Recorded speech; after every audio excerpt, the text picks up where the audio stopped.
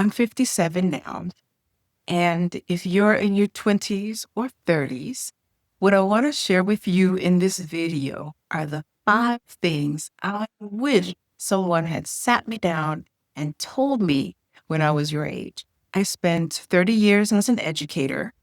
I retired at 53, owned rental properties, written books, and started this YouTube channel at 57. And some of the things I did along the way cost me more than it was worth. I'm not sharing this with you to scare you or to make you feel behind. I'm sharing it because the woman you'll be at 47 is being shaped by the woman you are right now. And she deserves the best version of you you can give her. So if you're in your 20s or 30s, stay with me all the way through, because that last lesson is the one your brain will want to skip. And it just might be the most important thing I say. This one is for you. First lesson is the one that would have changed the most for me. And had I truly understood it in my 20s, it would have saved me years of unnecessary waiting. And I mean years. Lesson 1 is this: don't let fear make your decisions. Here's the real talk. I stayed in my teaching career 3 years longer than I should. 3 years past the moment I knew it was time for me to go. And the reason I stayed? Fear, plain and simple. Fear of the unknown and fear of financial uncertainty. And here's what those 3 years cost me. 3 years of my health, 3 years of my peace, 3 years of a new chapter that was waiting for me on the other side of a decision I kept putting off. Here is what I know now that I didn't know then. Fear is not a stop sign. Fear is a signal. It's your body's way of telling you that something important is waiting on the other side of this moment. The question is never whether you feel afraid. The question is whether you let fear make the decision for you. What are you postponing right now because fear is sitting in the driver's seat? The business you haven't started, the career you haven't left yet, the dream you keep filing away under someday. Let me tell you something about someday. It doesn't exist, not on any calendar I have ever seen. There's only today. You don't have to have it all figured out before you take the first step. I didn't. I still don't. And I'm 57. Courage is not the absence of fear. Courage is the decision to move anyway. In your 20s and 30s, you have the most invaluable resource: time to course correct if you get it wrong. Use that runway. Take the step. Don't let fear write your story. Lesson 2 is one source of income is one of the riskiest things you can do. Most teachers discover pretty quickly that teaching can't be their only source of income. Where we land usually, though, is we take on extra jobs that require us to trade our time for dollars. So the first half of my career, I worked after school and the summer school and the 7 days a week paper routes. In 2008, I began to understand the importance of creating income that did some of that work for me. And I made my townhouse a rental property. For the first half of my teaching career, my paycheck was my primary income. It felt stable, felt like security until the moment when it didn't. And what I've learned, sometimes the hard way, is that depending on one source of income is one of the most financially fragile ways to live. You are one unexpected event away from financial panic, one bad season, one health crisis, one shift in your industry, one thing you didn't see coming. And if you haven't built anything else, you are starting from zero and managing that crisis at the same time. So here's what I need you to hear, especially in your 20s and 30s. You have the most important ingredient for building additional income, something that I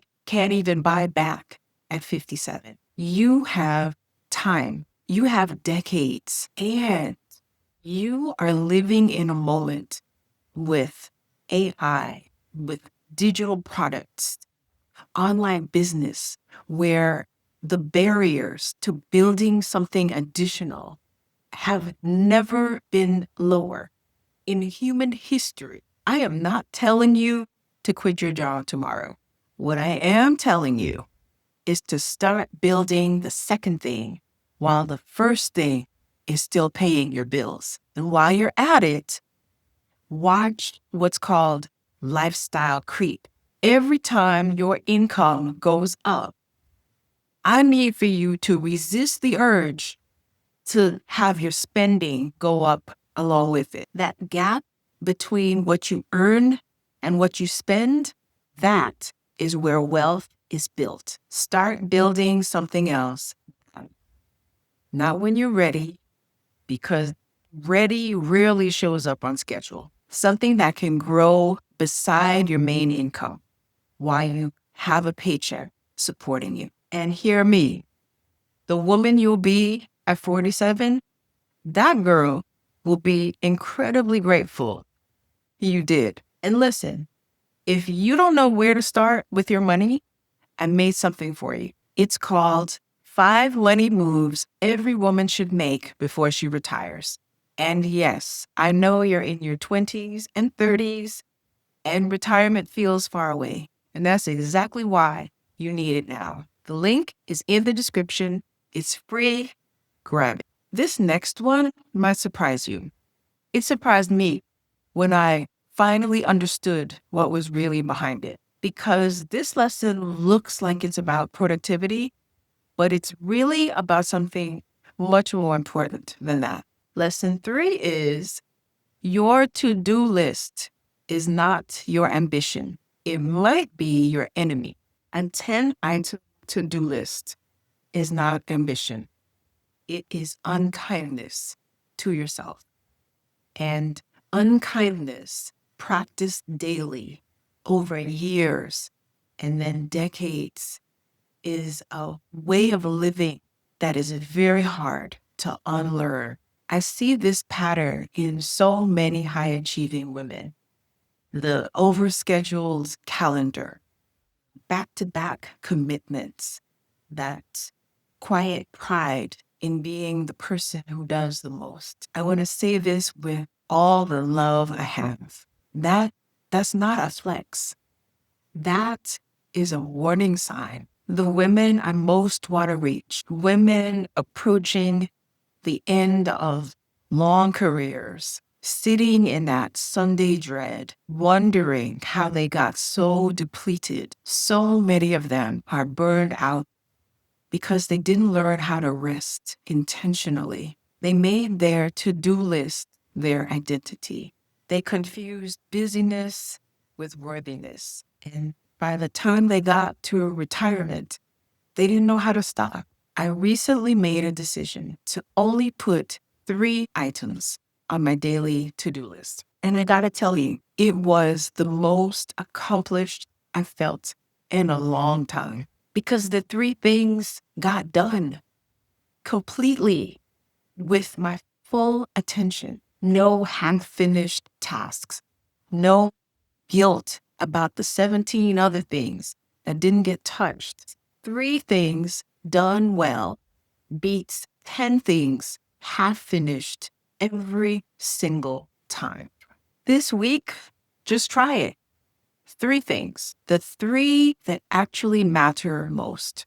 Do those with full presence. Then notice how it feels compared to the exhaustion of a 15-item list where you finished 7 of them and still feel like you failed. You are not a machine. You are a woman. And women who practice kindness to themselves are better at everything else, including goals that actually matter. Start practicing that now so you don't have to unlearn the opposite later. This next lesson is the one I feel most urgently about sharing with you because I see it in the women I want to help. I see it in my own younger self. And if I'm being fully transparent, I bump up against it sometimes, even now. Lesson 4 is do not limit yourself to what you think you know about you. Be open to possibilities. I want to talk about the box, the one you've put yourself in, or the one that life, or your family, or your circumstances, or your fear put you in and you accept it as true. The box that says, this is who I am, this is what I'm capable of, and anything outside these walls is not for me. I need you to understand something about that box. It may feel like self-knowledge. It feels like being realistic. But most of the time, it's just fear with better branding. I am a retired public school teacher, a real estate investor, a published author, content creator, a woman learning options trading in her late 50s, and a YouTube channel host who pressed record at 57 with her heart pounding, pushing through anxiety and imposter syndrome and something else I don't even have a name for. Most of those things were not in the box I put myself in at 20 or 25 or even 35. See yourself as amazing because you are. Too many of us downplay our giftings and brilliance. Stop it. The world has need of you and your amazing self.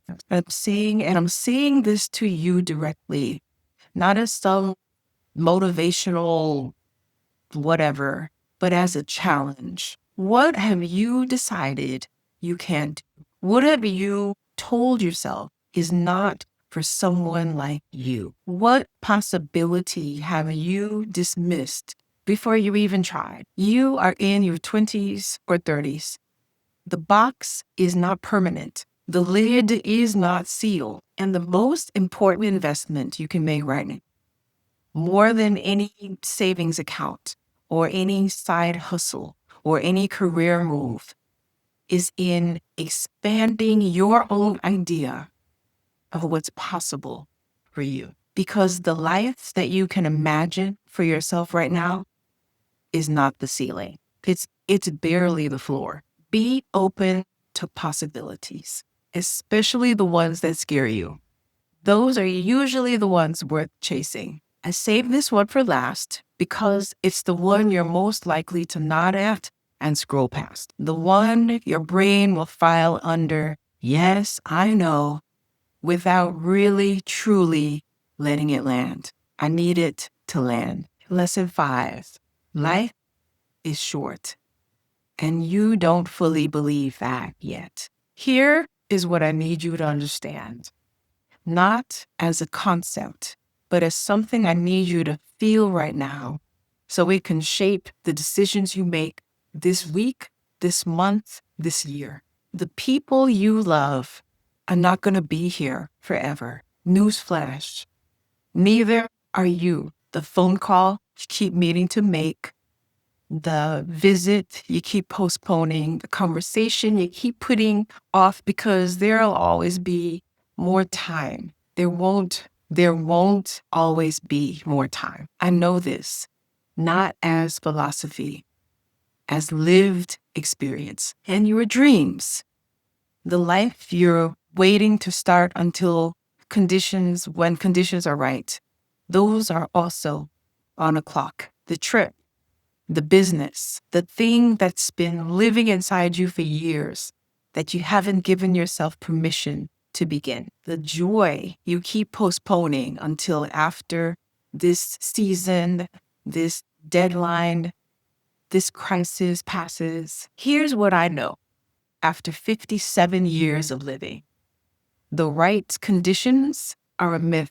Life will always be messy and complicated and full of reasons to wait. But if you wait, if you keep waiting, you will wake up one day and realize you have waited your entire life away. And that is the one regret I would not wish on anyone. The best person who is going to take care of the woman you will be at 47, the woman who wants peace, who wants freedom, who wants a life she's genuinely excited about, is the woman you are right now. To cherish your life, not your achievements, not your productivity, not your perfectly curated highlight reel, your actual life, the people in it, those ordinary Tuesday afternoons, the moments that won't make any top 10 list, but will be the moments you reach for when you're sitting where I'm sitting. You have time. Use it, not just efficiently, but beautifully, not just productively, but intentionally. That is the whole lesson. That has always been the whole lesson. So here's what I want to leave you with today. 5 lessons, 30 years in the making, and every single one of them is still unfolding in my life at 57. Don't let fear make your decisions. Move anyway. Don't rely on one source of income. Build something beside it now while you have time. Don't make your to-do list your identity. 3 things done well is more than enough. Don't stay in the box of who you think you are. There is so much more to you than you know. And don't wait for someday. Someday is today. It always has been. I didn't figure all of this out early, and some of it I learned the hard way. Some of it I'm still learning. But that's the thing about lessons. They're not only for classrooms. They follow you. They find you. And if you're willing to receive them, they will change you. I'm Mindell, and this is Beyond the Bell. And if this video resonated with you, share it with a woman who is in her 20s or 30s and needs to hear it. She might be your sister, your daughter, your best friend, your younger self. See you in the next video.